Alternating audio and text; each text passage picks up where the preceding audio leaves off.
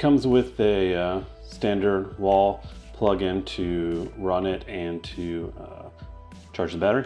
Comes with a dish to attach directly to the light itself. We have the battery module. Comes with a wrist strap. Comes with the light stand adapter, C-stand, whichever way you want to use it. Has a hole to adapt to an umbrella for softening, or it comes with a pretty standard Bowens mount for, you know, your average softbox, that kind of thing.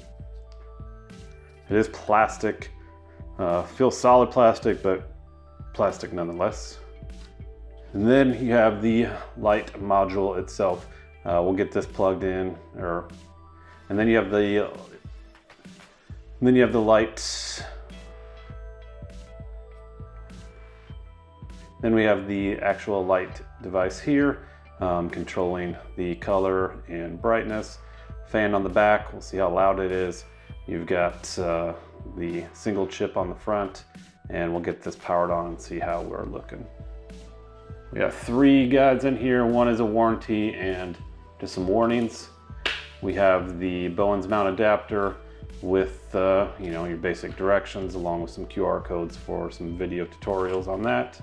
And then you have the actual lighting quick start guide as well, plugging in the battery, attaching the dish by itself, attaching the battery, again, some more QR codes, and you're good to go. All right, so the device is on, the battery's connected. You've got 2 other ways of powering. You could use a USB-C power bank, or you could use a wall adapter as well. Over here, the first controller is for your color temperature. You're up to 6,500 and then all the way down to 2,700. If you just tap this same button, it'll kind of scroll through a couple options, 5,500, 6,500, and then back down to 2,700.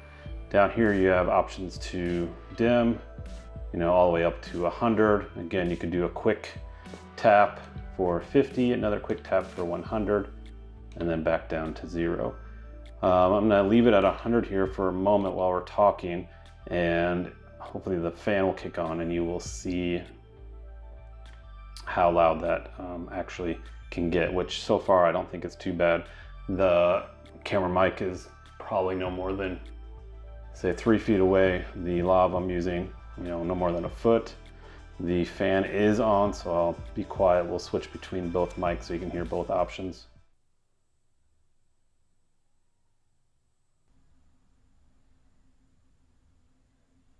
All right, my camera is currently set to an f-stop of 4.5, shutter speed 1/48.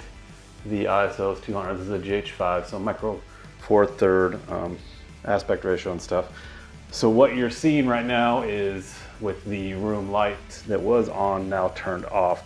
So I want you to see how much illumination we can get. I'm basically right below the camera, so about 2 feet off that ground. So this is 0%.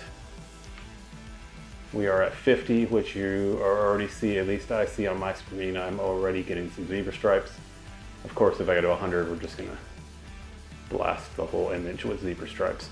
So in a pretty dark room, you know, a couple feet away, I'm seeing that I need to get this to about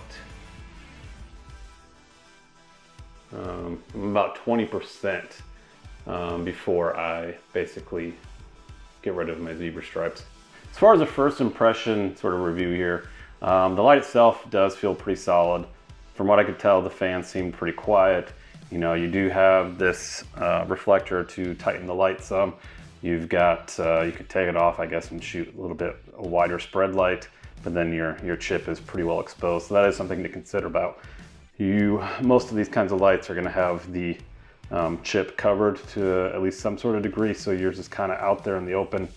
Definitely something to keep an eye on. It will get warm, especially the actual light source, but this area got a little bit warm too. You know, nothing too crazy, but it is something to think about. And honestly, if I were to recommend this, I would recommend this honestly to people that need something a little bit more creative. somebody that needs it for maybe a tight spot. Again, it does have a pretty solid exposure brightness, you know, as far as tossing out how much lumens it's giving to your scene. You've got the option again, daylight or sort of tungsten coloring as well. So it does have a lot of options there. Am I going to use this for my key light for an interview? Probably not. Am I going to use this for, you know, larger scenes that I need a lot of brightness? No. Could I toss this in a car to give me the brightness I need for kind of a tight shot inside of there? Absolutely. Can I use it for practical lighting on a scene? Absolutely. So does this light have a purpose? I definitely think so. Just understand it's probably not going to be your main light. But again, we all need these sort of, I would almost say it's almost a Swiss Army type knife light, where in a pinch, it could be your key light if it's close enough. But in reality, you're going to be using it for a lot of kind of little niche practices. And like I said, the light itself is solid. So definitely something to consider adding to your kit of lights.